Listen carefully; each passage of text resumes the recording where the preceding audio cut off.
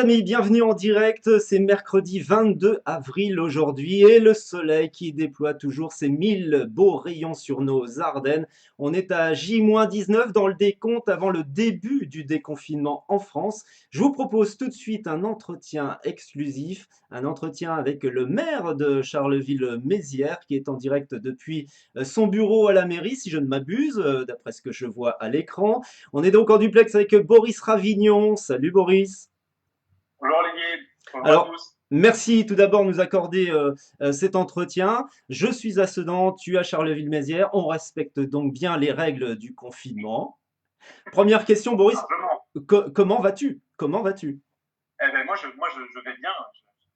J'ai eu la chance de ne pas tomber malade, de ne pas avoir dans mon entourage qui que ce soit qui soit malade non plus. Donc c'est une première réassurance et une première tranquillité pour le cercle familial.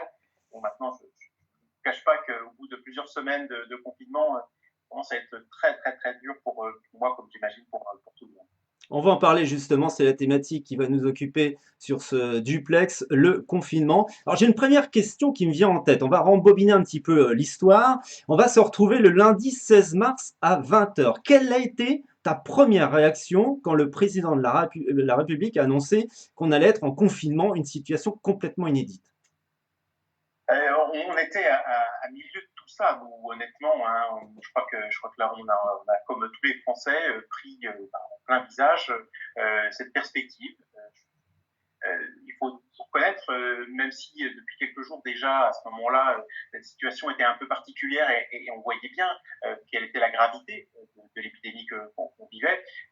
Mes collègues et moi, on sortait de plusieurs mois de campagne électorale, d'un premier tour, une victoire assez nette, une confirmation par des Carole Massériens du mandat qu'ils nous avaient confié. Et donc, on était d'ores et déjà en train de réfléchir à comment on allait s'organiser, comment on allait mettre en œuvre notre programme. C'était dans ces heures-là du lundi 16, notre première préoccupation. Et si, bien sûr, on était tous dans le même monde et on voyait bien que les choses étaient en train de se durcir en termes de réglementation. Bon, voilà, il a fallu, comme je pense pour tous les Ardennais, pour tous les Carolo-Massériens, un petit moment d'adaptation, passer une phase un peu de sidération, et puis on a essayé très rapidement d'être au rendez-vous du besoin de nos concitoyens. J'imagine qu'on va reparler des mesures qu'on a prises depuis lors à Charleville-Mézières. Alors vous êtes en train de vous connecter sur ce direct, il est 15h05 à mon compteur. Invitez vos amis à partager aussi ce duplex, ça peut vous intéresser. N'hésitez pas aussi à réagir, hein, puisqu'on travaille sans filtre aux propos que l'on tient sur cette thématique du confinement, à poser éventuellement quelques questions en direct. Je sais qu'il va y avoir peut-être des salles de questions, donc on va pas pouvoir faire une après-midi entière avec Boris Ravignon, il a d'autres occupations. Moi, j'ai un petit peu de temps, hein, honnêtement. On peut Bon, prendre des questions et à disposition.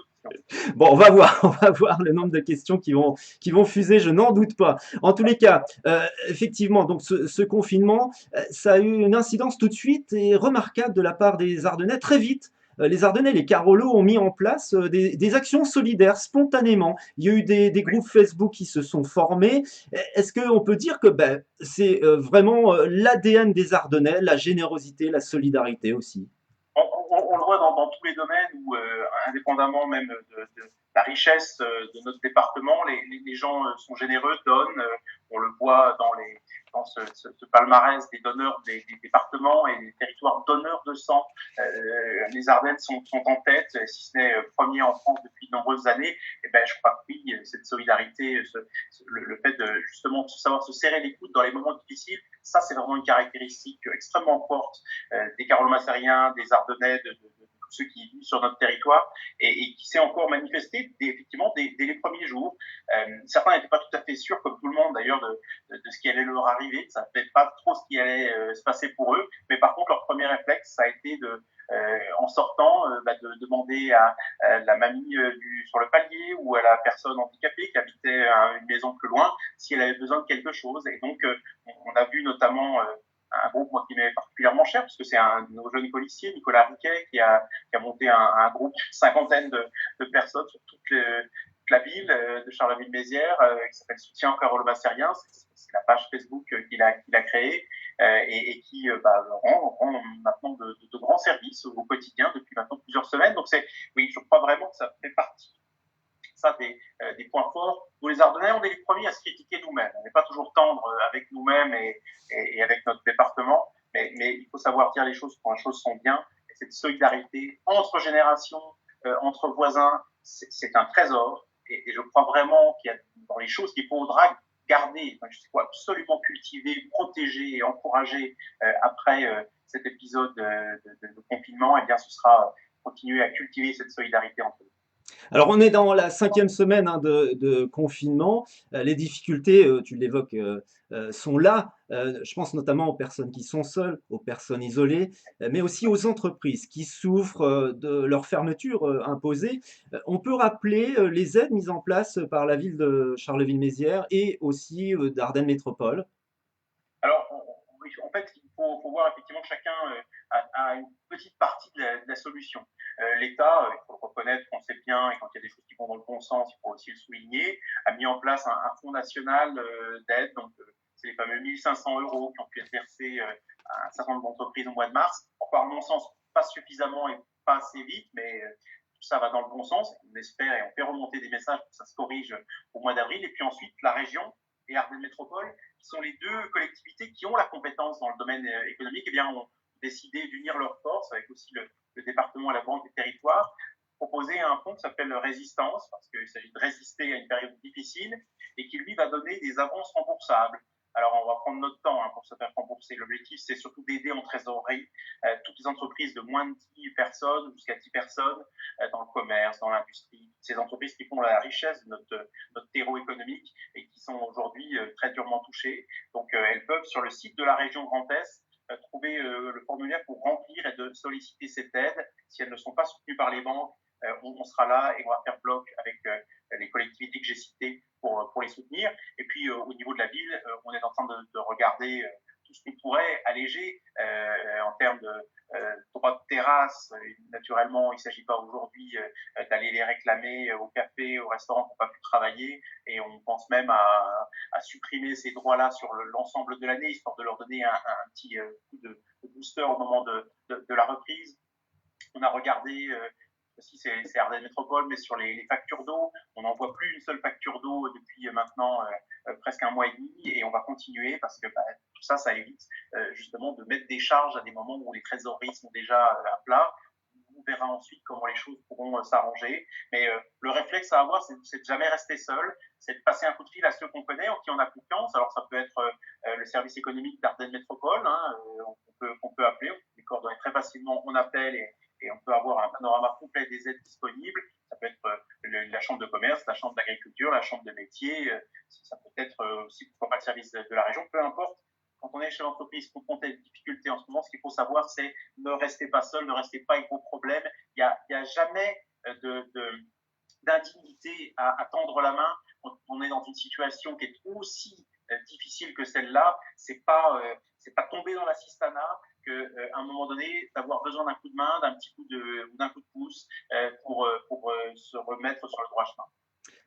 Ok, n'hésitez pas à vous exprimer sur le chat, hein, je le rappelle, émission interactive avec vous, hein, n'hésitez pas à réagir à tout ce que dit Boris Ravignon, les propos qu'on tient sur le confinement. Vous avez certainement des questions en tête. Alors, pour l'instant, il n'y a pas de questions, mais il y a une réaction déjà de Priscilla, je te la livre parce qu'elle est sympa quand même. Hein. Il est génial ce maire. Merci à vous de penser au Carolo, vous faites tellement de belles choses. Vous êtes un maire super et très très investi et très participatif à tous les événements de votre ville. Bravo à vous. Bientôt une petite dédicace, je pense, Boris, pour Priscilla. Donc n'hésitez pas à commenter grâce à votre smartphone, votre PC ou votre tablette. Vous utilisez les commentaires et je livrerai la question à Boris qui est en duplex avec nous de Charleville-Mézières sur ce live cet après-midi de mercredi. Le 11 mai, on va se projeter un petit peu. Le 11 mai, on va amorcer normalement le déconfinement et il y a beaucoup de questions qui restent Beaucoup de questions qui restent en suspens, que se pose la population et les Ardennais, beaucoup d'incertitudes. On va prendre l'exemple de la réouverture des écoles. Alors, on parle de cette réouverture des écoles, évidemment les écoles primaires, hein, dans la compétence de la commune, par exemple, de Charleville-Mézières. Est-ce que tu es favorable, toi, au principe de subsidiarité, c'est-à-dire que l'État propose et les communes décident? Moi, je crois que de toute façon, c'est comme ça que les choses vont se faire. Il y a besoin d'une coopération entre l'État, l'éducation nationale, donc toute la partie l'enseignement, la pédagogie, et l'État de manière tout à fait normale, la main sur, c'est lui qui va décider du calendrier, à quel moment les professeurs, les enseignants vont intervenir. Mais que les écoles fonctionnent, il faut que les communes, pour le niveau scolaire, niveau école, les départements pour le niveau collège et les lycées pour le niveau région, et ce soit aussi calé avec l'État sur l'organisation des choses. On a une grande partie de notre personnel, c'est même d'ailleurs les services qui sont les plus importants en nombre de la ville de Charleville-Mézières, qui travaillent dans le domaine du périscolaire, qui accueillent les enfants parfois avant l'école, puis ensuite pendant la pause déjeuner, il y a le service de restauration scolaire, et puis ensuite parfois à l'issue, et sans parler de ce qu'on appelle les accueils de loisirs, centres aérés. Donc, il y a énormément de personnel de la ville de Charleville-Mézières qui est concerné par cette ouverture des écoles. Et donc, moi, ce que je souhaite, c'est qu'on soit dans un partenariat. Je crois qu'on partage les mêmes objectifs. Il ne s'agit pas de reprendre l'école pour reprendre l'école, mais il s'agit de reprendre l'école pour permettre aussi à nos enfants de se remettre dans un cadre d'apprentissage plus régulier, plus facile pour eux. C'est pas toujours facile dans toutes les familles, et je pense même que dans aucune famille, cette situation d'école, même à la maison, avec des parents qui ont le temps, ça n'est facile à réaliser. Et donc, je crois qu'on a envie, dans leur intérêt, dans l'intérêt de nos enfants, que l'école puisse revenir. Mais on a tous cette contrainte majeure, qui est que ça se passe dans la sécurité des enfants, et donc les familles, dans la sécurité des enseignants, bien sûr, je partage ce point-là, et aussi de nos personnels des communes, des départements et des régions. Donc il faut qu'on trouve un terrain d'entente. C'est pour ça que je crois qu'aujourd'hui, moi, je continue à me manifester auprès notamment du représentant de l'État en expliquant les conditions dans lesquelles on pense pouvoir reprendre. Il ne s'agit pas d'être dans un ultimatum. Moi, j'ai pas envie de priver les enfants d'école. J'ai pas non plus envie de contrecarrer pour le plaisir la volonté de l'État. Par contre, j'ai envie que tout ça soit fait sérieusement et que nous ayons les moyens en termes de gel hydroalcoolique, de masques, y compris de masques pour les enfants qui ne sont pas les mêmes que pour les grands. Il y a toute une gamme de précautions qu'il nous faudra réunir pour que l'école puisse reprendre. Donc c'est là-dessus aujourd'hui qu'on se bat. C'est pour qu'il y ait un vrai partenariat. L'école, c'est pas juste le ministère de l'Éducation nationale qui en décide. Tout à fait.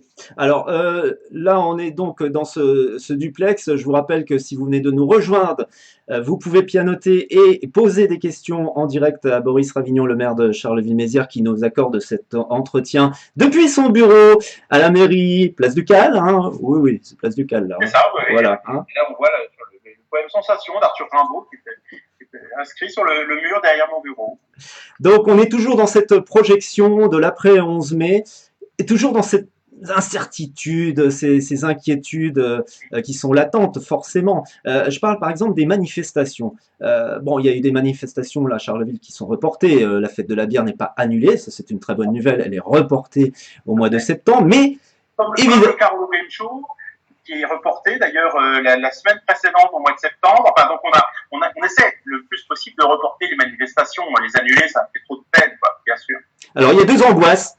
Il y a la plage du Cal et le cabaret vert. Oui. Quid? Alors là, très honnêtement, pour l'instant, on n'est pas tout à fait dans la même situation. Je m'explique. Il faut qu'on sache effectivement et qu'on anticipe mieux où nous en serons en termes d'autorisation de regroupement, de disponibilité de moyens de protection, clairement à partir du mi-juillet, et puis pour le cabaret vert, fin août. Quand je dis qu'on n'est pas exactement dans la même situation, c'est que la plage du Cal, nous, on s'organise pour être prêt à la déployer. Si, hélas, à la dernière minute, eh bien, les choses, on s'apercevait qu'elles n'étaient pas possibles, crois qu'il faudrait à ce moment-là être raisonnable, ne pas tenir un événement qui pourrait présenter des difficultés et bien, on essaierait de trouver autre chose pour permettre à nos concitoyens, notamment ceux qui ne font pas Charleville-Mézières cet été, de trouver d'autres moyens de se divertir. Peut-être moyen d'y parvenir. Mais les dépenses qu'on engage pour préparer la place Ducale, elles sont finalement assez minimes. Bien sûr, on sera probablement obligé de passer commande du sable et donc on l'aura. Si on l'a stocké, eh bien, on l'aura éventuellement pour l'année suivante. Donc, il n'y a pas de dommage, hélas, au-delà du choc que ça nous ferait tous au cœur de ne pas avoir la plage Ducale cette année. Il n'y a pas de dommage financier. Pour le cabaret vert, clairement, l'équation est plus difficile pour les organisateurs parce que eux signent des contrats avec des vedettes internationales. Vous imaginez que pour ça est une pression considérable et eh bien pour eux ne pas savoir au jour d'aujourd'hui s'ils pourront tenir le festival ou pas, je me mets à leur place, extrêmement difficile. Alors on a tous envie que ce cabaret vert se tienne. Maintenant, faut être raisonnable et voir aussi que dans les pays voisins, la plupart des États ont décidé même d'annuler purement toute la cérémonie, toutes les cérémonies, pas les cérémonies, mais les manifestations culturelles durant l'été. Donc, contexte, voilà, je pense que la situation est complexe, mais ce qui est important, c'est qu'on fasse bloc là aussi avec les organisateurs. La décision qu'ils prendront en fonction des contraintes qu'ils subissent, elle sera la bonne, on l'appuiera, on la soutiendra, parce que je le redis, le cabaret vert, c'est une des magnifiques manifestations de notre territoire, c'est une belle image de marque pour notre région, pour notre ville, et donc on continuera à les soutenir, parce que si l'aventure, et hélas, le cabaret vert 2020 ne peut pas avoir lieu, eh bien, il faudrait absolument tout faire pour que le cabaret 2021 soit le plus magnifique et le plus beau et le plus enthousiasmant qu'on ait jamais vu. Donc pour l'instant, wait and see. Alors tu évoquais justement un peu ces discordances internationales et au niveau européen. Est-ce que ça t'agace un peu de savoir que nous, on a l'interdiction des manifestations jusqu'au 16 juillet? Je prends l'exemple de la Belgique. Eux, ils ont dit jusqu'au 31 août, tout est interdit en termes de manifestations culturelles, Oui. sportives, etc. Alors est-ce que toi, ça te choque un petit peu? Est-ce que c'est aussi ça t'agace de voir l'Europe qui est pas unanime sur tout un tas de sujets, alors qu'on est dans une situation quand même exceptionnelle. On pourrait être plus unis et avoir des décisions plus cohérentes. Alors ça nous touche d'autant plus, et ça m'agace effectivement d'autant plus qu'ici on est en zone frontalière et que d'abord on connaît bien ce qui se passe de l'autre côté de la frontière, on le voit, on peut faire la comparaison quotidiennement, et puis ça peut nous impacter, c'est-à-dire selon ce qui se passe chez nous ou chez eux, eh bien ça peut avoir des répercussions très importantes. Alors, dans un tout autre domaine, depuis des années, à ne pas vouloir par exemple coordonner la politique en matière de prix des cigarettes, selon elles sont plus chères en Belgique ou en France, on a tout un tas de gens qui passent leur temps à faire la navette, ramener, enfin, bon, tout ça. Et ce sont des failles aujourd'hui dans la construction européenne qui nous font énormément de tort. Et aujourd'hui, le défaut de coordination dans cette crise, oui, je pense que ça nous est préjudiciable.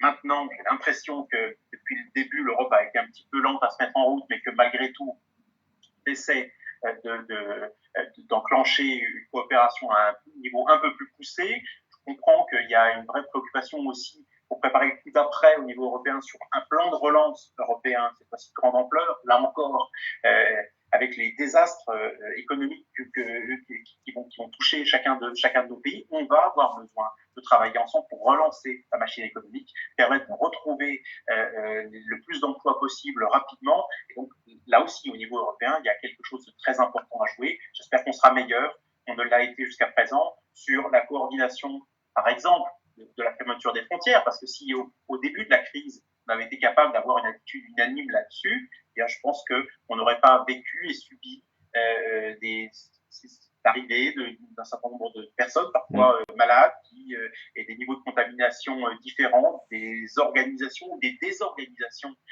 qui nous ont tous touchés. Bref, je pense qu'il y a un besoin d'Europe aujourd'hui, mais qu'il y a une carence, une lacune qui nous peine tous profondément. Vous venez de nous rejoindre, on est en plein direct duplex avec Boris Ravignon, le maire de Charleville-Mézières. N'hésitez pas donc à intervenir, à l'interpeller, à poser vos questions sans filtre. Et je regarde un petit coup d'œil sur le chat, il y a de nombreuses réactions. Alors, je mets de côté les messages dithyrambiques pour toi. Euh, je vais tout de C'est suite me gentil, pencher c'est sur deux gentil. questions. Deux Bon, s'il y a questions. des critiques aussi, on faut les prendre, hein. Moi, Bah écoute, j'en envoie pas. ouais. Très honnêtement, je viens de jeter un coup d'œil, je n'en vois pas. C'est que des messages, bravo, merci. Alors par contre, j'ai deux questions intéressantes pour toi, Boris. Une signée de, je te les livre à la file, tu y répondras respectivement. Une d'abord de Rodolphe Henrion.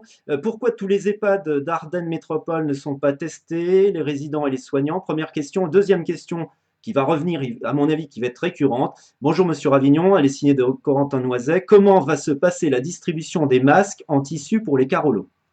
Alors, premier sujet, les tests et les masques, c'est, à mon sens, les deux gros problèmes qu'on a aujourd'hui. Je dis ça juste rapidement, c'est pas pour, je vais répondre ensuite à aux questions très précises. Mais je crois que notre pays a eu raison d'investir, de choisir le confinement, parce que on le voit dans la plupart des pays qui ont eu à affronter l'épidémie de manière importante, un élément de base, mais faut le reconnaître collectivement, je trouve qu'au niveau national, la question des masques et la question des tests a été gérée de manière très surprenante et honnêtement, de mon point de vue, de manière insatisfaisante. Sur les masques, on ait tenu le discours au départ totalement justifié, consistant à expliquer que les masques chirurgicaux devaient être réservés en priorité aux soignants.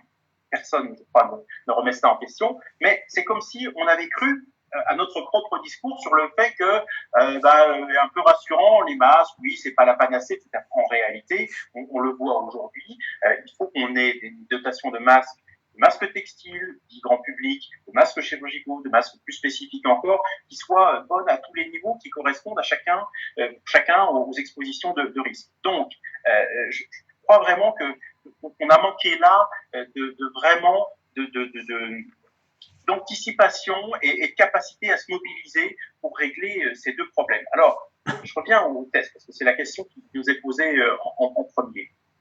Moi, je voudrais bien qu'on teste aujourd'hui, pas seulement les EHPAD de Charleville-Mézières, qui sont sur la commune, ou sur Ardennes Métropole, mais je pense que dans le département et dans notre pays, on voudrait davantage de tests.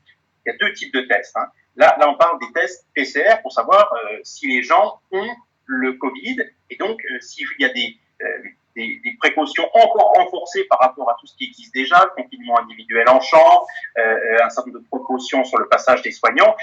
Les tests PCR seraient extrêmement utiles. Et je pense qu'il faudrait pouvoir tester. Sauf que la réalité, c'est qu'aujourd'hui, on a au mieux chaque jour quelques dizaines de tests disponibles dans le département. Alors, je sais que l'État est en train, en ce moment, de faire tout ce qu'il peut pour essayer, avec des labos privés, avec le laboratoire départemental d'analyse, d'augmenter la capacité de test, mais que n'a-t-on fait cela depuis des mois? Je crois que on voit le sujet arriver et malheureusement on les a pris un peu les uns derrière les autres. J'ai perçu qu'il y avait pénurie d'appareils de réanimation. Bon, on s'est occupé de ça.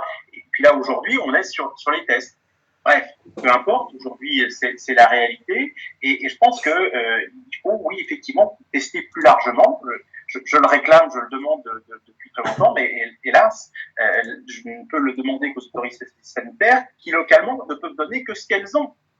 Et donc, ça explique qu'il y ait seulement en ce moment, je crois, 6 EHPAD sur le département qui ont été confrontés à des niveaux divers, à des suspicions fortes de Covid, qui sont testés en tout ou partie. Alors ça progresse, ça avance, et j'espère bien que une fois que on aura passé cette étape de test dans les EHPAD, je crois qu'il y en a 6 aujourd'hui, où il y a une présomption de Covid, et on pourra élargir parce que bien sûr, on a des formes asymptomatiques, on a des gens qui n'ont pas les symptômes, mais qui malgré tout ont la maladie, et ils peuvent, semble-t-il, contaminer les autres. Donc, qui pour eux, qui eux pourraient avoir en subir durement les conséquences. Donc, vraiment, là, le maître mot, c'est être capable d'avoir des capacités de test qu'on n'a pas encore.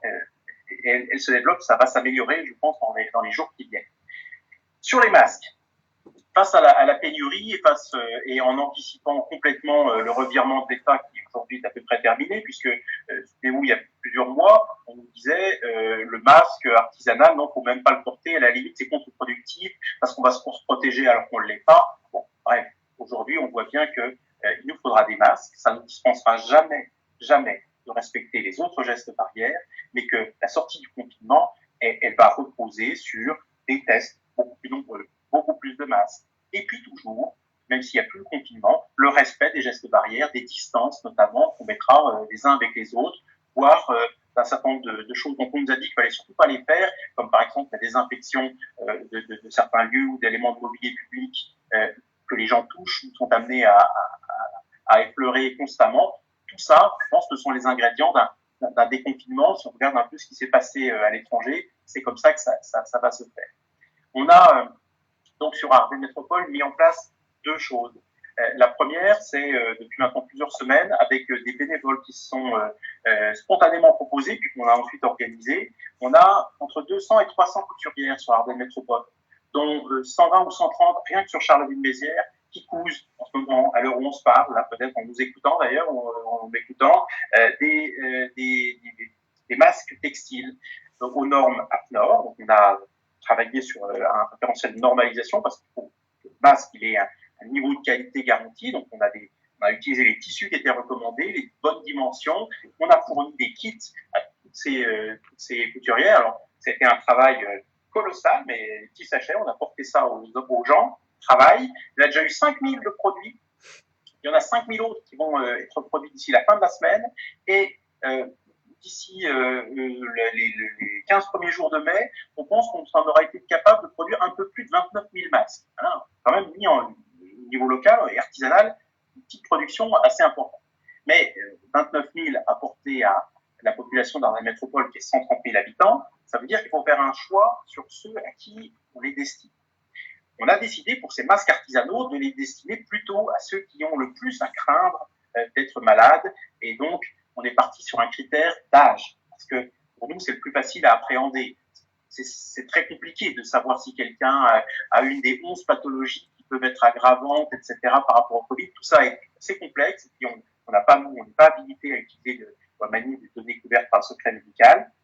Par contre, un âge, c'est facile à vérifier. On prend une carte d'identité, on regarde et là, on sait à qui on peut donner. Donc, on va donner un masque à chacune des personnes de plus de 70 ans sur Ardennes Métropole, soit parce que c'est la commune, je sais pas, les communes des alentours de Charleville-Mézières qui vont aller le remettre en porte-à-porte, soit pour Charleville, un peu plus important, on va l'envoyer par la poste à chaque personne. Et il faut savoir que c'est vraiment pour nous, celles qui sont prioritaires, les plus de 70 ans, ça représente plus de 80% des décès.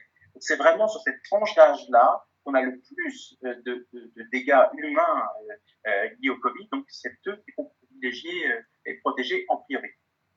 Par ailleurs, on a une deuxième dotation, deuxième filière d'approvisionnement, et là on s'est uni aux autres intercommunalités du département et au département lui-même, conseil départemental, pour acheter 288 000 masques auprès d'un industriel vosgien, donc des masques textiles, là encore, qui viennent d'être homologués, on va les recevoir, ils sont lavables au moins 30 fois, en gardant leur qualité. Donc voilà, un masque qu'on va pouvoir distribuer à raison de 1 par Ardennais, un tout petit peu de marge pour le cas on en aurait oublié ou on a noté les gens chez nous qui étaient peut-être pas ardennais mais qui sont en ce moment ici sur le territoire, pas les laisser sans rien. Donc bref, on a 288 000 masques qui vont arriver entre fin avril et début mai.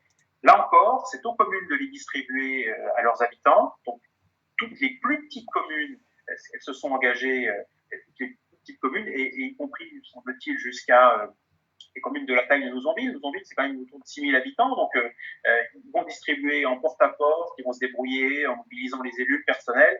Pour les communes plus importantes, Charleville, Sedan, c'est vraiment difficile de faire ça, voire quasiment impossible, ou alors ça prendrait des semaines, c'est pas l'idée. Donc on va là encore travailler avec la Poste pour les envoyer directement chez les gens qui n'auront pas à se déplacer, parce que moi, je pense aussi que c'est mieux quand on évite que les gens à se déplacer, même pour venir retirer un masque. c'est comme ça qu'on respecte mieux le confinement. Donc, bref, pour Ardenne Métropole, il y a au moins un masque par habitant d'ici à la fin du confinement et on fait le maximum pour qu'ils arrivent chez les gens. Donc, en cas de Charleville, ils arriveront par la poste. Des questions sans filtre et des réponses très exhaustives de la part de Boris Ravignon cet après-midi. Ça fait déjà 32 minutes qu'on est ensemble, Boris. Tu me dis si je calibre le temps parce que j'ai plein de questions très importantes aussi, précises, et on a dit qu'on se donnait priorité à ceux qui nous regardaient. Là, j'ai une question de Jérémy. Pour rebondir un petit peu sur le conseil départemental, tu l'évoquais il y a quelques instants. Que pensez-vous de la hausse de la part du département sur le foncier bâti en pleine crise du Covid, alors que la tendance générale va plutôt dans le sens de l'aide et de la solidarité? Bien, je la regrette, cette nouvelle hausse. Moi, je la regrette. J'avais exprimé il y a déjà quelques semaines ce que je pensais de cette hausse de fiscalité. Je crois que c'est tout à fait contraire à ce qu'on attendrait aujourd'hui. Effectivement, on a besoin d'essayer bien sûr de disposer de moyens pour fonctionner, mais je crois que c'est pas ça qui est en cause. On augmente toujours trop facilement les impôts. C'est toujours trop facile d'aller chercher dans la poche des carolo-massériens. Depuis 6 ans, on a baissé les impôts chaque année. Donc je peux dire ça à la tête haute et sans aucun souci d'être critiqué ou pris en défaut. 6 ans de baisse chaque année des impôts et on va à nouveau très prochainement baisser encore l'impôt sur lequel on a la main, c'est la taxe foncière aussi sur la propriété bâtie à Charleville-Mézières. On va de nouveau la baisser là dans les semaines qui viennent parce que je crois qu'ils étaient à Charleville montés à des niveaux stratosphériques et que partout en France, c'est une maladie vraiment française dont il faut vraiment arriver à se guérir. Celle-ci, j'ai peur qu'elle nous tienne et qu'elle nous tenaille plus longtemps que le Covid, hélas. C'est la passion pour l'impôt, multiplier les impôts sur tous les sujets, mais pas pour rien le pays qui a un jour inventé un impôt sur les portes et les fenêtres. Enfin, on a une créativité fiscale dans notre pays qui est quelque chose de délirant. Moi, j'aimerais qu'on soit aussi créatif sur la façon de bien utiliser et d'économiser l'argent public. C'est modestement ce qu'on essaie de faire dans les deux collectivités que je préside. Alors évidemment, j'ai un feu d'artifice de questions, tu t'en doutes, là tout le monde s'est donné le mot pour inviter ses amis sur ce live. C'est vrai que vous avez votre maire, si vous habitez Charleville-Mézières ou le territoire d'Ardennes Métropole, hein, en tant que président d'Ardennes Métropole. Donc n'hésitez pas, profitez-en pour lui poser des questions sans filtre. Hein, je vous les livre telles qu'elles arrivent sur le flux des commentaires. J'en ai deux, je te les donne pareil à la suite, tu y répondras. Une question d'Aurore Combat. Pensez-vous pouvoir rouvrir les crèches sans danger pour nos enfants et pour le personnel de ces établissements? Première question. Deuxième question de Fabien André. Bonjour, concernant le couvre-feu la nuit, pouvez-vous nous rappeler les tenants et aboutissants de cette décision? Quels résultats? Jusqu'à quand? Alors, sur les crèches, moi je suis très clair. Comme pour les écoles tout à l'heure, c'était, je crois, ça paraissait dire les choses de manière encore plus claire. Si on n'arrive pas à assurer la sécurité des enfants et du personnel dans ces établissements, eh bien, moi je ne les rouvrirai pas tout de suite. On ne les rouvrira que quand on sera capable d'assurer, de trouver une disposition, une organisation de la garde des enfants, on parle des crèches, des protections suffisantes pour que ce ne soit pas dangereux de déposer son enfant à la crèche. Chacun comprendra que c'est vraiment la condition sine qua non et pour moi, je pourrais recevoir les ordres que qu'on voudrait bien me donner de l'État d'en haut, de partout. Les crèches, ce sont des établissements municipaux, donc c'est le maire et l'équipe d'élus. Je peux vous assurer que ma première adjointe, Armelle Lecube, est totalement sur la même ligne que moi. Il n'est pas question qu'on transige quoi que ce soit avec la sécurité. Donc si dans les semaines qui viennent, on propose pour ouvrir les crèches, c'est parce qu'on aura trouvé avec notamment les remplacements du personnel et avec l'administration sanitaire de notre pays les conditions pour que ça se fasse en toute sécurité. Sur le couvre-feu, pourquoi est-ce que j'ai voulu proposer un couvre-feu dès la fin de la première semaine de mise en œuvre du confinement? Bien parce que on constatait, hélas, un certain nombre de mouvements, notamment en soirée nocturne, de gens qui que faisait-il? Eh bien, se promenait le soir, profitait effectivement qu'il y avait un peu moins de patrouilles et allait chez les uns, chez les autres pour. J'en ai même vu des photos sur les réseaux sociaux. C'est branché réseaux sociaux, donc je vois aussi des choses passer, des apéros où on était mais côte à côte, voire carrément les uns sur les autres. C'est pas ça le confinement, c'est pas ça le respect des règles, parce que là, au contraire, en faisant ça, on se met en danger soi et on met en danger les autres.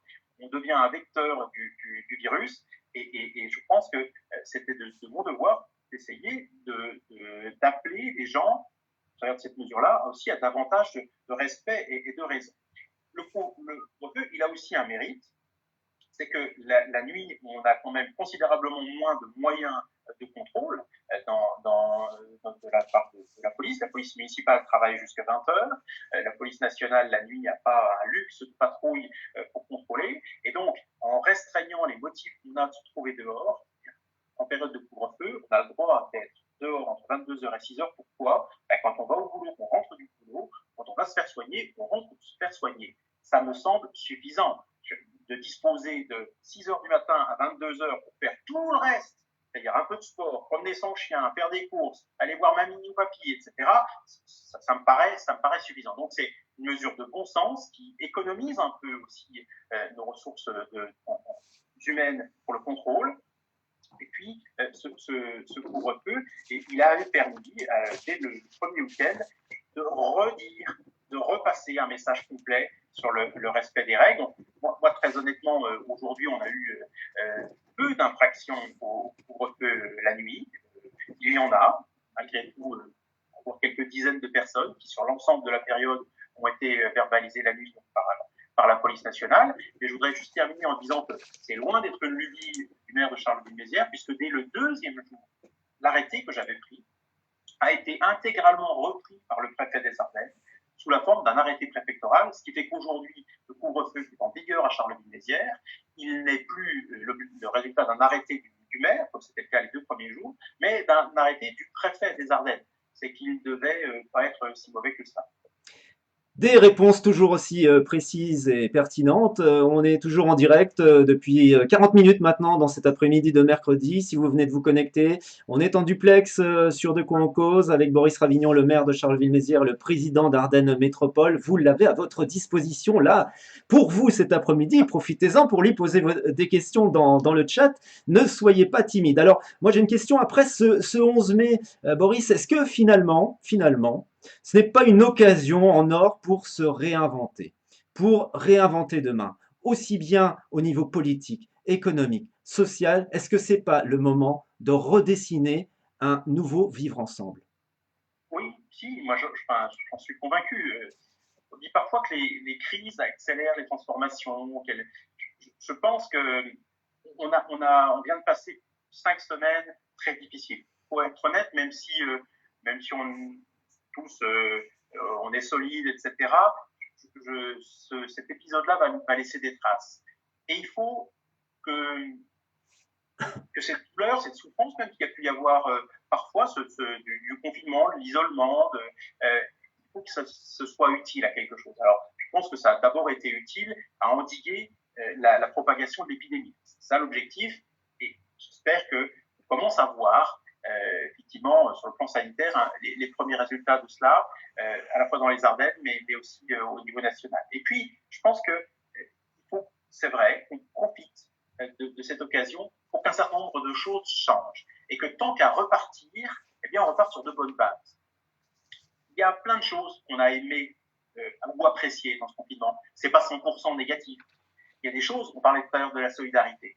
La solidarité, elle s'est révélée, elle est là, elle est présente. Je crois qu'il ne faut pas la laisser repartir. Il ne faut pas que ces solidarités qui existent entre voisins, entre générations, eh bien, on reparte finalement dans la voie de l'individualisme où on s'ignore, on vit comme des anonymes les uns à côté des autres. C'est pas ça, je crois, la voie du bien vivre ensemble. Et donc, il faut retenir, par exemple, cette solidarité et lui donner les moyens de continuer à exister. On a aussi, je crois, tous, même si on n'a pas eu souvent et longtemps l'occasion d'en profiter, mais apprécié des choses dans la ville d'aujourd'hui, dans notre vie en ville d'aujourd'hui. Le calme qui règne dans nos villes, s'il ne nous convainc pas d'agir de manière extrêmement résolue contre le bruit, tout ce qui pollue sur le plan sonore au quotidien et d'habitude, on louperait à mon avis une occasion. Ce qui nous est arrivé sur des produits comme les masques, ou l'absence de souveraineté de la France dans la production de masques, qui fait que c'est maintenant un pont aérien avec la Chine, qui fait qu'on est capable de fournir des masques à nos soignants. Tout ça, ça a enclenché d'ores et déjà une réflexion, et les gens sont déjà passés de la réflexion à l'action sur les circuits courts, en se disant mais on est fou d'avoir pendant des décennies fait planter des fraises dans l'hémisphère sud en décalé par rapport à nos saisons, pour les importer ensuite par avion cargo, etc. Tout ça, honnêtement, j'espère qu'on est en train d'y réfléchir, et il faut qu'on pousse ces réflexions-là pour effectivement profiter de la sortie de crise, pour prendre les bons réflexes tout de suite. Et il y en a un sur lequel je ne cache pas qu'on travaille aujourd'hui, c'est de réfléchir aussi à nos mobilités. Aujourd'hui, il y a pratiquement plus de voitures en ville, et donc quand on s'y déplace, comme ça m'arrive moi de temps en temps en ce moment en vélo, il y a une sécurité, un confort qui est juste extraordinaire. Est-ce qu'on ne peut pas profiter de la sortie de crise pour essayer de faire un bond gigantesque à la pratique du vélo dans nos villes?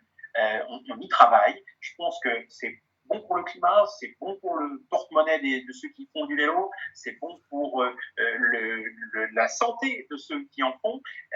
Bref, il n'y a que de bonnes raisons et de bonnes résolutions à prendre là-dessus et sur d'autres sujets. Donc voilà, sur tous ces exemples-là, je crois que, et sans même parler du télétravail, quand on découvre qu'on a des organisations qui, avec du télétravail à haute dose, arrivent quand même finalement à fonctionner. Est-ce qu'on est obligé de continuer à amener tout le monde tous les jours, toute la journée, dans les mêmes conditions? Bref, tout ça, je sais que sur le télétravail, Olivier, vous êtes depuis longtemps un avocat de ces nouveaux modes d'organisation du travail, des espaces de coworking, tout ça. Et vous avez raison, parce qu'on montre, avec ce qui se passe là en ce moment, que notre société, nos entreprises, peuvent rester performantes, compétitives, efficaces, peut-être même encore plus, avec ces modes d'organisation nouveaux. Effectivement, j'ai peut-être été un visionnaire à un moment donné. La réalité me donne raison un jour ou l'autre, mais tant mieux qu'on y arrive. Je vais rebondir justement sur ce que tu disais sur le vélo. Il y a plusieurs grandes villes de France qui planchent sur la création de nouvelles pistes cyclables pour encourager justement la pratique du vélo à la sortie du confinement, avec un objectif quand même qui n'est pas moindre, c'est limiter les contacts rapprochés, notamment dans les transports en commun, et donc la propagation du virus. Est-ce que c'est une initiative qui est envisageable aussi à Charleville? Non seulement c'est une initiative qui est envisageable, mais c'est une initiative qui est envisagée. À l'heure où on se parle en ce moment, il y a des agents de la ville qui travaillent, qui font l'échange d'informations au niveau national, parce que effectivement, beaucoup de villes réfléchissent à ça en ce moment. Alors, ça a donné lieu sur les réseaux sociaux à l'appellation urbanisme tactique. On profite effectivement de la situation de la sortie de crise pour tactiquement avancer les pions du vélo ou de mobilité active type vélo. Moi, c'est pas parce que je pense que l'arbitrage, il n'est pas vélo contre le bus. Il est clairement vélo, bus, covoiturage, qui sont des formes plus écologiques, plus économiques de transport, et contre la voiture individuelle de l'autre côté, sans les opposer, mais en se disant qu'il faut quand même qu'on arrive à pousser ces nouveaux modes de transport encore au détriment de la voiture, qui pose un problème d'abord et aussi environnemental. Donc je pense que ça n'est que temporaire, le sujet d'éviter que les gens ne s'agglutinent dans les transports en commun. On n'a pas de métro, nous, mais on a effectivement des bus. Et c'est vrai que ces bus qu'on va continuer à faire circuler, dans un premier temps, il va falloir y respecter les distances, les désinfections, le port du masque, probablement. Enfin, voilà, on va leur prendre un certain nombre de précautions. Mais le développement du vélo est une bonne chose en elle-même.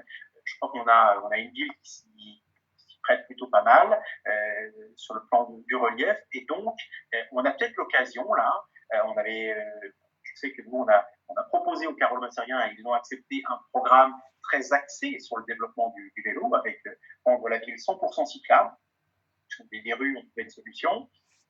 aider les gens à acquérir un vélo. Enfin, tout ça, je pense qu'il faut se précipiter pour le mettre en œuvre le plus rapidement possible. Il ne faut pas attendre de dire on va se remettre et puis on y reviendra. Non, profitons vraiment de la période dans laquelle on est pour avancer à fond sur ce sujet, parce que les bonnes habitudes, si elles sont prises là maintenant, eh bien elles nous resteront aussi. Alors, je vous dis tout de suite, les amis, on avait prévu très honnêtement, puisqu'on est toujours sans filtre sur De quoi en cause avec Boris, 20 minutes ensemble. Et là, on est déjà à pas loin de 50 minutes, Boris. Et le temps, on s'en lasse pas parce que On vraiment dit, tout. on dit jusqu'à 16 heures. Allez, on dit jusque 16 heures. Il vous reste 10 minutes, les amis. Montre en main. Après, on libère Boris parce qu'il a d'autres activités, évidemment, dans son rôle de Oui, maire et sa vie personnelle. notamment un rendez-vous téléphonique que je ne vais pas pouvoir repousser. Que, Bon, si c'est voilà, avec le ça va préfet, être compliqué. dis-lui de se connecter. Si c'est avec le préfet, il peut se connecter, il peut regarder la fin. Je crois que c'est la préfète Grand Est. Que, Ah, bon, on va on va pas la faire essayer. attendre alors, d'accord. Ouais, ça va être compliqué. Donc il vous reste 10 minutes, les amis, si vous nous regardez là donc, sur ce live pour poser des questions. Allez, on va en prendre deux, j'en prendrai deux, et puis on terminera sur votre intervention dans les On va faire de la commentaires. fausse course. Allez. Voilà. Alors, j'ai encore deux, trois bricoles à te dire, à te poser comme question, notamment sur maintenant des réflexes qu'il va falloir. Parce que là, il va se passer quelque chose, on l'a évoqué dans le courant de ce dialogue, c'est le commerce local qui va Oui. vraiment être dans une difficulté assez incroyable, imprévue, complètement imprévue, une situation complètement inédite. Et il va falloir soutenir ce commerce local dans les semaines qui viennent. Et il va falloir lancer des messages forts, je pense, pour se dire, entre Ardennais, on sait qu'on est généreux, on sait qu'on est solidaire, et maintenant, on va défendre le commerce local parce que c'est non seulement leur survie à eux, mais c'est notre survie aussi à nous dans la dynamique d'un territoire. Donc je pense que là, moi, les vacances d'été et les prochaines vacances, de toute façon, ma destination, ça sera la Côte d'Azur, nos Ardennes, parce que notre Meuse, notre belle mer MER, est aussi belle et il y a plein de choses à découvrir, mais il va falloir qu'on fasse un geste vraiment réel. Et je ne sais pas si tu es en cohésion avec moi, si le message, il va falloir le passer parce que la souffrance, moi je la ressens des commerces locaux, des petits commerces, et c'est eux qui font la dynamique aussi du territoire. Il va falloir faire un petit geste, même si on n'a que quelques facultés contributives, mais chaque geste va compter. Je crois qu'après les semaines de confinement qu'on a vécues, on n'aura pas besoin de se forcer beaucoup pour avoir envie de refréquenter les cafés, les restaurants quand ils rouvriront, de notre ville, des Ardennes. D'abord, on est dans une période absolument magnifique, on le voit bien. Hein, le temps qu'il fait là en ce moment, j'imagine tous les jours, moi, en traversant la place du Cal sous le soleil, ce que seraient les terrasses avec un temps pareil. Et justement, est-ce que tu as un pincement au cœur quand tu vois cette place du Cal vierge avec ce soleil, Eh ça oui, te fout les eh boules? oui. Allez, Mais bien sûr sortons que les ça mots. fait mal au ventre. J'avais d'ailleurs publié la photo en train d'installer les parterres de fleurs. On allait avoir des parterres de fleurs absolument magnifiques. On avait changé la disposition qui rappelait un peu le logo de la ville. Enfin, on avait vraiment fait quelque chose de chouette cette année. Et puis les pauvres jacinthes ont séché au soleil. Celles qui nous restaient, celles qui étaient en serre et qu'on se préparait à planter, et comme on les a pas plantées, eh bien peut-être l'avez-vous vu, on a fini par les offrir aux soignants de l'hôpital, qui étaient vraiment ceux qui je crois, les méritaient le plus. Mais c'est malheureux. On est effectivement cette ville à l'arrêt dans une période aussi extraordinaire. On a passé un hiver épouvantable sous la pluie et dans le froid. Et depuis qu'on est confiné, il fait un temps magnifique comme on en a rarement vu. Alors, je regarde en même temps, Boris, ce qu'on dit sur le chat. Jette un petit coup d'œil. Il y a encore une question. Attends, je regarde dans le flux. Voilà. Jérémy, je te la lis hein, en direct. Ouais. À Sedan, sur l'ancien site des transports Maury, des gens du voyage installés depuis plusieurs mois mettent à sac les bâtiments et brûlent des carcasses de voitures chaque semaine. Face à un maire passif, Ardennes Métropole a-t-elle les moyens de faire quelque chose? Je te Alors, livre en direct. Hein. Alors, pour bien connaître le dossier, je ne crois pas que Didier Arléon soit passible. La vraie difficulté, c'est que pour les faire partir, il faut obtenir le concours de la force publique. Et ça veut dire obtenir le concours de la police de l'État. Et moi, pour avoir été confronté à un moment donné à l'évacuation de quelque chose qui était un site, je crois, invivable, qui était donc le camp, ce qu'on appelait le camp du Bois d'Amour, où, au bout du compte, on n'a pas eu besoin de recourir à la force publique parce qu'en réalité, les gens avaient fini par bien comprendre qu'on vivait là, avaient fini par comprendre la démarche qu'on leur proposait. Mais enfin, je me souviens que les discussions avec le préfet à l'époque, pour obtenir que, au cas où, mais ils mettent en place les moyens policiers, humains nécessaires pour mettre un terme à l'occupation, eh bien, c'était compliqué. Alors j'imagine que ça doit être un peu la même chose sur la friche Maury. Et l'État tire aujourd'hui un argument de très mauvaise foi du fait que nous avons fermé l'aire d'accueil des gens du voyage, elle aussi située à Sedan, autre secteur qui est celui de la Praillelle. Et il faut savoir que cette aire d'accueil, elle est fermée parce que les gens du voyage qui venaient là l'appréciaient pour une immense majorité d'entre eux, et que quelques-uns ont commencé à la dégrader, à la piller, et que là encore, ces quelques éléments dont on n'arrive pas à trouver totalement l'identité, on finit par incendier la cabane du gardien, et que, eh bien, face à ces dégradations et au coût de renouvellement par la métropole, plus de 200 000 euros, on a décidé de fermer ce site. Donc moi je voudrais, et j'appelle vraiment l'État, je ne mets jamais tout le monde dans le même sac, il y a des gens dans la communauté des gens de voyage qui sont respectueux de la loi. Et simplement, ceux qui ne le sont pas, il n'y a aucune raison qu'ils bénéficient de l'impunité dont ils jouissent aujourd'hui. C'est scandaleux, ça révolte, je crois, vraiment tout le monde.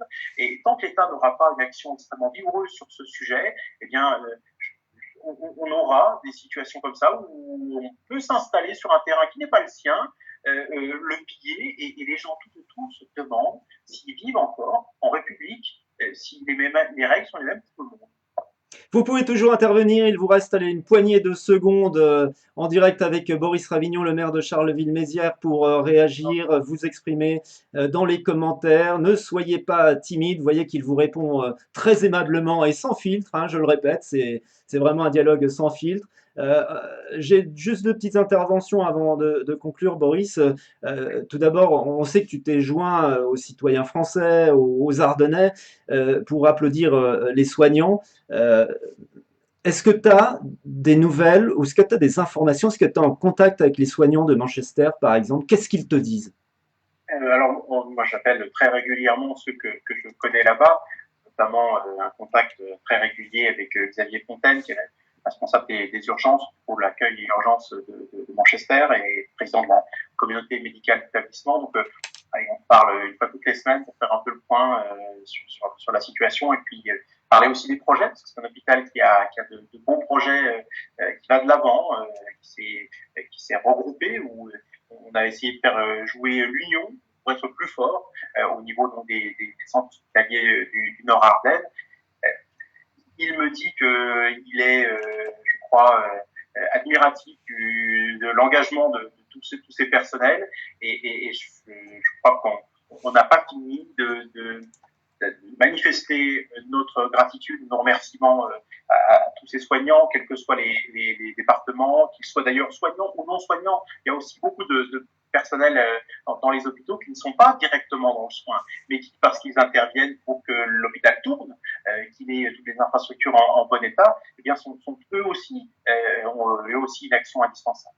Et ça me permet, en disant ça, de dire que cette crise, et on parlait tout à l'heure des leçons à en retenir, eh bien c'est qu'on a besoin de tout le monde dans notre société, que les reapers qui passent la nuit récupérer nos ordures ménagères, le tri sélectif, sont essentiels à la vie de la collectivité, que les caissières, qu'on ne regarde pas toujours, ou avec lesquelles on échange parfois très très brièvement, quand on va faire ses courses, on est pressé, parfois un peu stressé, pas toujours facile avec une partie de la clientèle. Ces gens-là, ces dames-là, ces gens-là, de manière générale, ont souvent une vie difficile, ne sont pas n'ont pas des rémunérations considérables, et pourtant, eh bien, on s'aperçoit que notre alimentation repose énormément, passe énormément entre leurs mains. On a besoin de tout le monde dans la société, et finalement, je trouve que c'est pas mal de le redécouvrir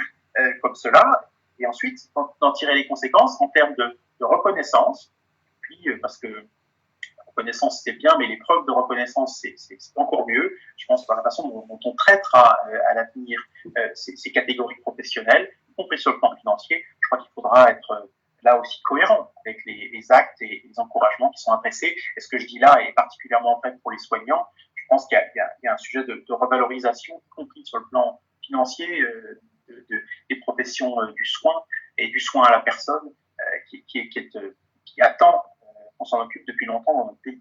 C'est vrai, le mot-clé qui me vient à l'esprit aux premières lignes, hein, c'est respect, tous les soignants. Et puis, évidemment, cette deuxième ligne, ceux qu'on nomme de manière un peu douteuse les invisibles. Mais si, ils sont visibles, mais sauf qu'on ne les voit pas, malheureusement, et ils font un travail admirable. Et ils prennent des risques. Et tous ces gens-là méritent le respect profond. Alors, on va terminer sur la parité parfaite. Une question du chat de Laurence, et puis on terminera sur une petite note fun. D'accord? On est d'accord, Boris? Allez. Et il sera pile 16 heures pour ton coup de fil. Laurence doit être de Charleville, parce qu'elle nous dit « Bonjour, monsieur le maire. Dites-moi, est-ce normal qu'on mette une amende à une personne qui se déplace pour sa femme enceinte pour aller à la pharmacie et que sur son attestation il est noté 15 heures de chez lui et qu'une personne de la police municipale lui mette une amende de 135 euros car ça montre qu'il était 14h57 au lieu de 15 heures. Je trouve ça inadmissible. » Bon, si on est là sur 3 minutes d'écart, oui, ça me paraît un peu. Ça paraît un peu disproportionné de mettre une amende. Oui. Souvent, les éléments qui me sont présentés comme ça, en grattant un peu plus, derrière, c'est un petit peu plus compliqué parce que régulièrement, je réponds à ce type de questions sur les réseaux sociaux. Ça n'est pas, je vous parlais des professions qui méritent notre respect. Je crois que les policiers qui font le contrôle du confinement n'ont pas non plus la vie facile tous les jours. Ils tombent assez régulièrement sur des dizaines de personnes qui n'ont pas d'attestation, voire l'ont rempli n'importe comment, s'en fichent, ont manifestement aucune intention de respecter les règles. Ils sont là aussi pour les ramener à respecter. Alors là, je ne peux pas parler de ce cas-là et je peux inviter la personne en question à me joindre sur les réseaux sociaux. On y regarde. Il ne s'agit pas de faire d'être pointilleux à la minute près, mais il faut malgré tout que chacun respecte les règles qui sont données. Même quand on est à 50 mètres de chez soi, on doit normalement avoir une attestation. Même quand on va pour de bonnes raisons chercher des médicaments à la pharmacie, il faut une attestation. C'est pas juste en le déclarant comme ça après coup, ça peut fonctionner. Donc voilà, les règles, il faut qu'elles soient les mêmes pour tout le monde, parce que si on commence à faire du cas par cas, ça finit par des verbalisations à la tête du client, et ça, pour moi, il n'en est pas question. Le principe de la République, c'est qu'on traite tout le monde sur les mêmes critères. Je vous remercie toutes et tous d'être intervenus sur le chat, dans les commentaires, d'avoir posé des questions, d'avoir réagi. Il y en a encore toute une série, Boris, mais on a promis à Boris qu'on arrêterait à 16 heures pile, et il est 16 heures à mon compteur. On est en pur direct.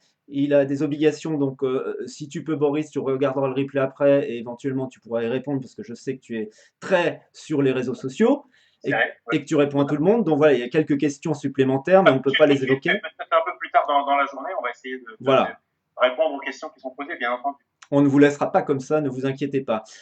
J'ai juste une dernière question, Boris. Souvent, tu dis qu'un maire, c'est quelqu'un qui doit être à portée de baffe. Oui. Alors le problème qui va se poser après le déconfinement, c'est qu'on va garder la distanciation sociale. Comment on va faire?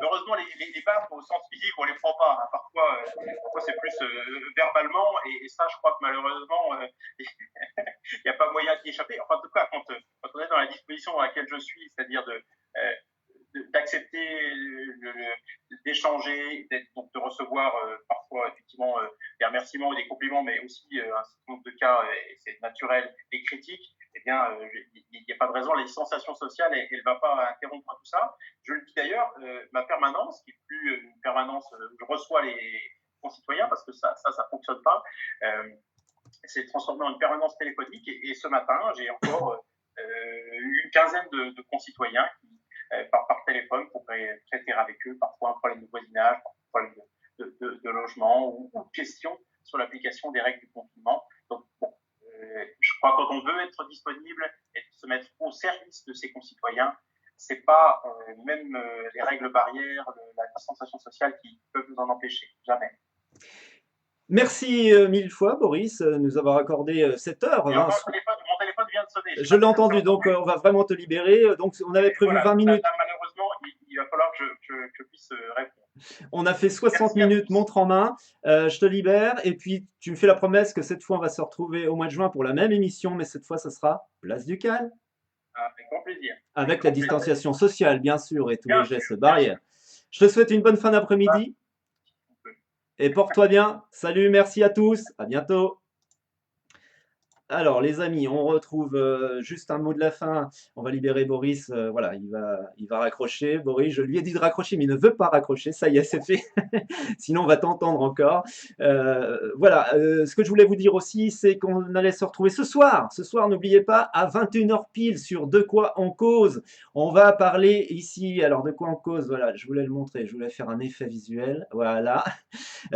Sur De quoi on cause à 21h, il y a le mix spécial années 80, le meilleur des années 80, en direct depuis Charleville-Mézières avec le DJ de la Marlière, DJ Xav, qui vous mixera eh bien, le son qui va bien pour vous faire vibrer pendant 30 minutes en direct de chez lui. Comme il fait beau, installez-vous confortablement chez vous. On va transformer les Ardennes en boîte de nuit géante virtuelle, évidemment. Invitez tous vos amis pour faire la fête. Vous allez pouvoir dialoguer sur le chat. Et puis donc, ça sera donc à 21h pile sur De quoi on cause, le rendez-vous ce soir, ne le manquez pas. Je vous fais de gros bisous, merci d'avoir participé à cette émission incroyable, hein. 60 minutes avec Boris Ravignon. Si vous venez d'arriver, réécoutez tout le replay parce qu'il a donné pas mal d'informations hyper importantes si vous êtes sur le territoire d'Ardennes Métropole, Carolo-Mercerien et globalement sur les Ardennes. Et puis partagez ce replay si ça vous a plu, envoyez des petits pouces, des commentaires. Merci à tous. À ce soir. Ciao, ciao.